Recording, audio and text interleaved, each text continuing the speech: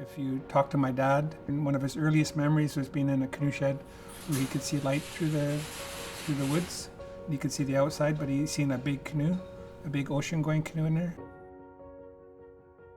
My name's Lemkacha, goes back 7 generations, and that means canoe builder. It was handed on to me from my father, who got it from his father. Building a canoe takes a lifetime, and I've been doing it for 40 years, and I'm still learning today. It's always been part of us. Each one of us Squamish Nation members, if you talk to their grandparents, you'll get stories about canoeing. Everything that we needed on the coast had to do with canoes. And I think that's why we're so interested in canoeing, is because for thousands of years, whatever we did, it had to do with a canoe. This is a picture of our club racing in 1890, and it shows sailing ships, which is pretty cool. Potlatches were outlawed in 1870 until 1950, and more than 3 natives couldn't be at the same place at the same time. But we were fortunate because canoe racing was considered a sport, I think a lot like horse racing and different things. If you looked at our whole canoe race, it is a ceremony, and it's very private. When we race each other, it's against each other, and it's a co-salish thing. I think that's what makes it a ceremony. We're allowed to pass on the techniques of building dugout canoes from generation to generation undisturbed.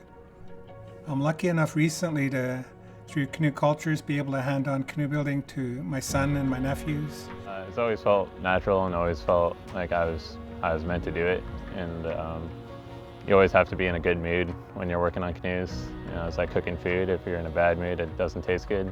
We developed a double that's really fast, and we gifted 2 to Tsleil-Waututh right away, and then they start beating us with it, so we made one of our own.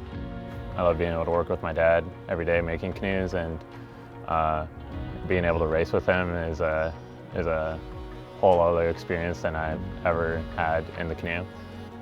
There's a few years that we got to race men's doubles together, and we did all right, and we had a good time, and yeah, I think those are my favorite memories.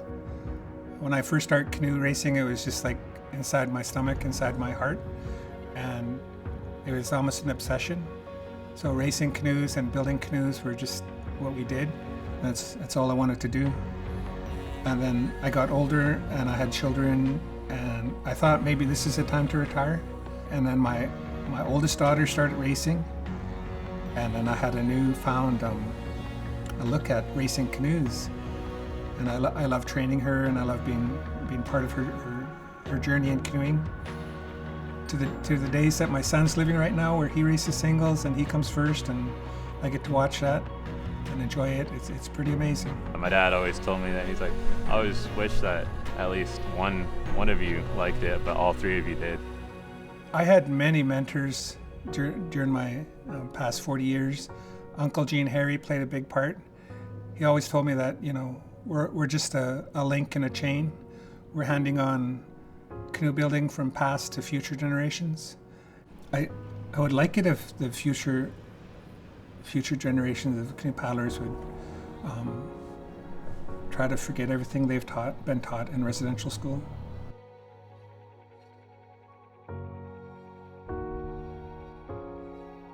My dad was in residential school, and he was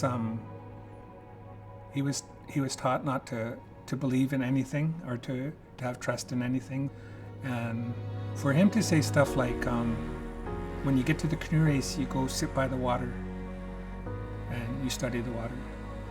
And I never quite understood it back then. But it's important for a person to get in sync with the water. Even though my dad was taught not to believe in anything, he still managed to pass them through. My older sister and my younger brother went through day school and stuff, but I missed it. I was lucky. When we started racing when we were teenagers, it was very evident in our racing the damage that had been done to our people and how we treated each other on the water. But somewhere in the 90s, and when it passed 2000, our younger generations started to heal and started to change on the water. It became more of a sport or a celebration. the athletic part came out of it, and everything changed. When we race against each other, it's not to show, for instance. You could go to one of our races where there's only just paddlers and we're on the side of a highway somewhere and there's nobody watching, and we're having just as much fun racing each other as we would right down by Science World. You know, there could be millions of people watching, and it's no different to us. We just want to race each other, and that's the point of it all. You know, as much as a sport, you know, you get to catch up with your friends, you get to catch up with your family, you get to spend time together. I think that's something that's very special about our sport. I hope that my great-grandchildren, my great-great-grandchildren will be able to experience the same canoe racing that we did. You know, I'm one link in the chain, and I make sure that it goes on to the next generation, that, you know, my future children and grandchildren, so forth, get to experience this sport and get to live the same life that I did. Handing on something that was inside our soul, inside our hearts. Making fast canoes was just, you know, what we do, and I've always done, and we'll probably always do.